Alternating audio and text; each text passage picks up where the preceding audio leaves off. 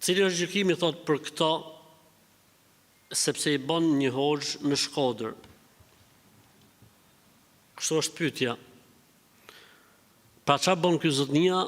Ka libra të vjetër, e gris nga i faqe për ditë, edhe u arras njerëzve si nuska.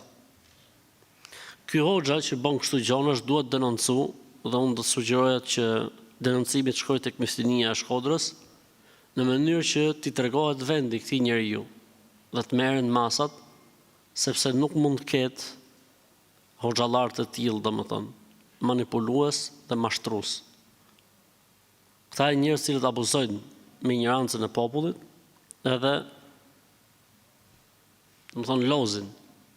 Kështu që këta njerëz duhen denoncuar, e me që këtu thotë Shkodër, të shkohet tek hoxha Muhamet Sytari Muftiu, edhe besoj se do i tregohet vendi një situatë të tillë, pasi hoxha ka eksperiencë goxha interesante me këtë lloj kategorie njerëzish.